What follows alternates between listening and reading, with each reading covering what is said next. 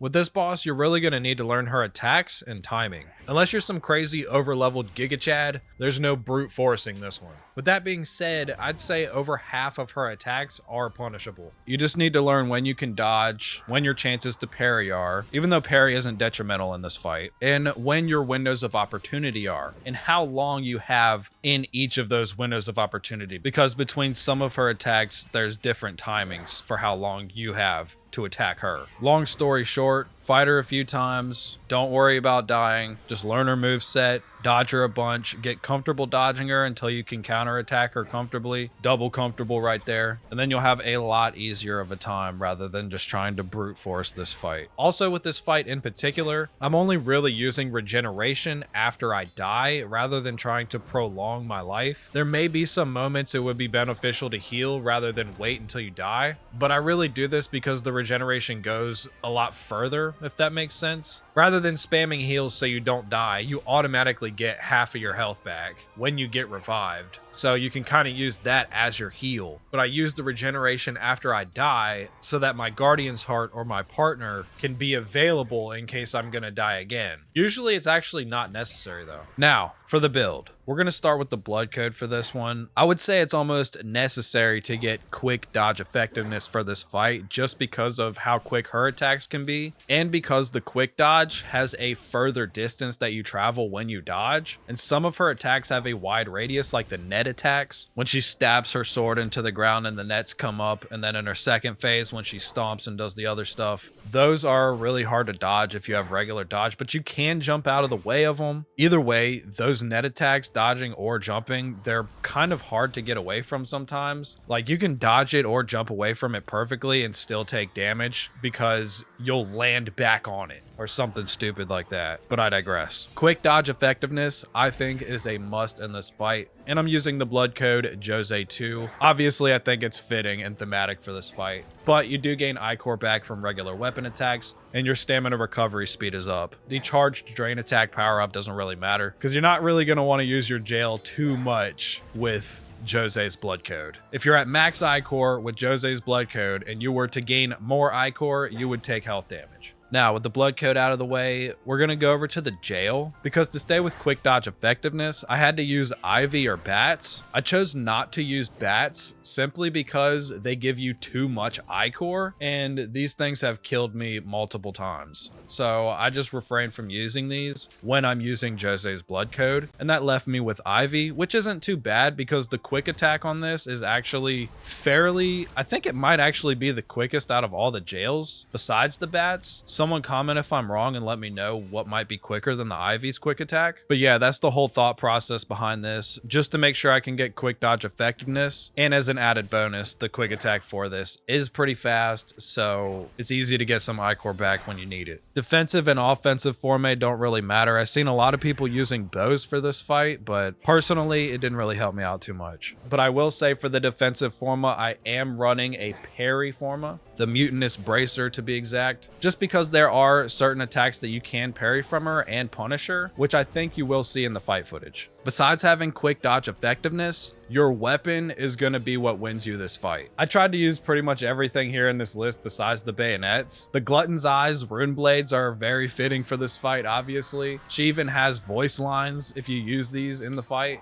But I was having a tough time actually beating her with this. For the weapon, we have the Old Engraved Blade. And you're going to want to make sure to upgrade whatever weapon you're using as much as possible. I was using the Ancient Hunter's Greatsword at +6, and I almost beat her with this, but once I switched to this Old Engraved Blade, which is a one-handed sword, I absolutely obliterated her my first try. This is after several hours of trying to beat her with the Greatsword and the rune blades. So yeah, switching to the Old Engraved Blade, upgrading it to +2, I was able to beat this boss on my first try. Now onto the combat Forma and how I actually use this weapon. Your main two attacks are going to be the default Forma Severing Abyss, which just makes you jump up into the air and do a slice down, which actually does big damage. And then we have the goated Phantom Assault, which dashes forward quite some distance and does 2 big attacks. And both of the animations for these attacks are quick enough to the point that if you use them at the correct times, she's never going to hit you when you come out of them. And if you can, before you use those attacks, you're always going to want to buff with Blow of Madness or any other offensive support you have that increases the power of your attacks.